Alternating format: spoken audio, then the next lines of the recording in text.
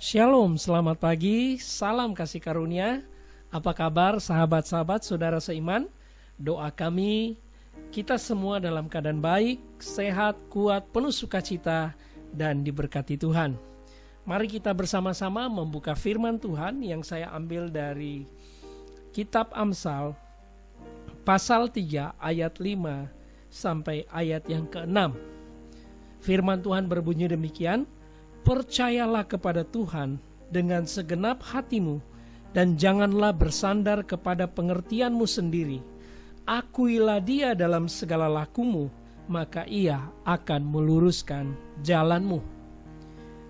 Sebagai manusia, kita tidak pernah tahu apa yang dapat terjadi di hari-hari yang akan datang.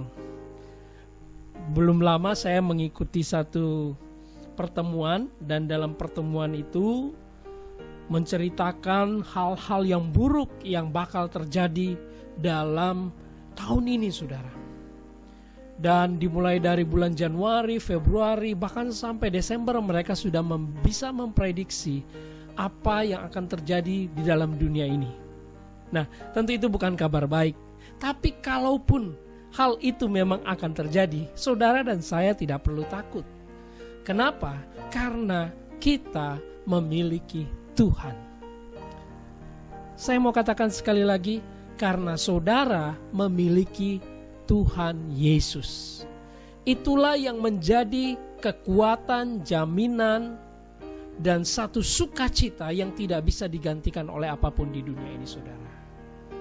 Dan bagaimana kita bisa menjalani hari-hari ini, sekalipun mendengar kabar-kabar buruk di sekitar kita.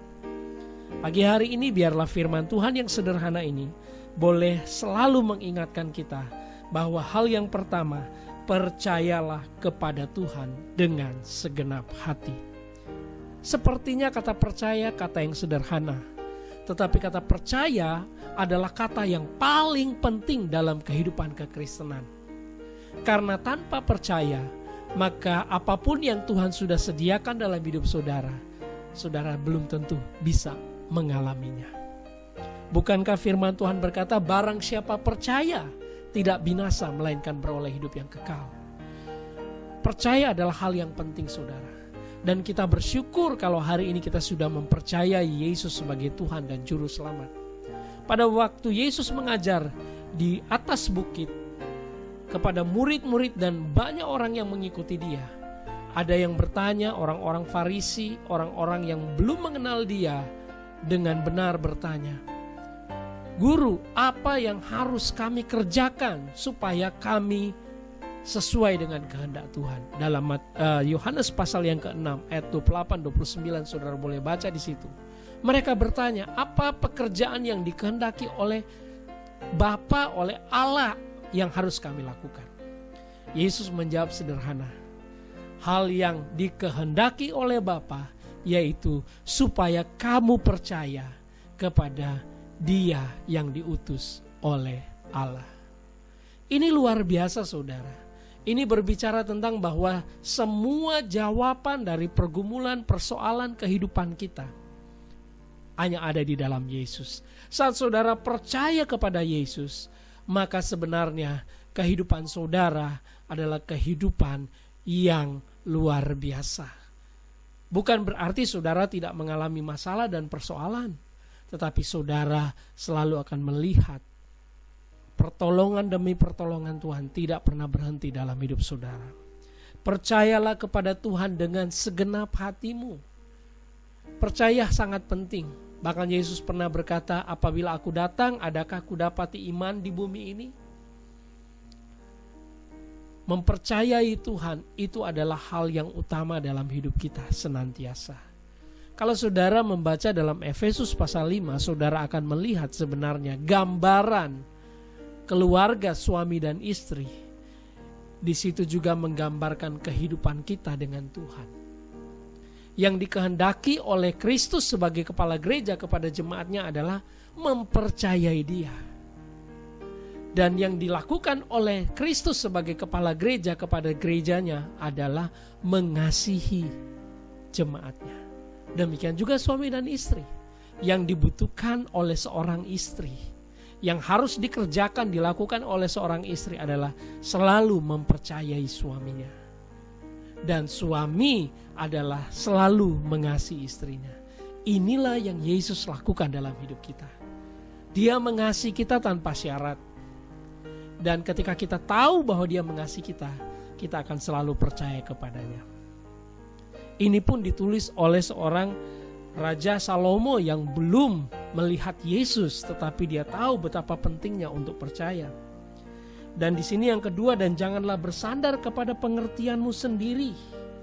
Saudara, kita boleh pintar, cerdas, kita boleh memiliki segudang pengalaman apapun itu, tetapi pada saat saudara belajar mempercayai Tuhan, saudara menyadari bahwa Tuhanlah sumber hikmat yang sejati. Dialah yang bisa memberikan hikmat dalam hidup kita. Kita tidak mengandalkan diri kita sendiri, tapi kita mengandalkan hikmat dari Tuhan. Mintalah hikmat setiap pagi.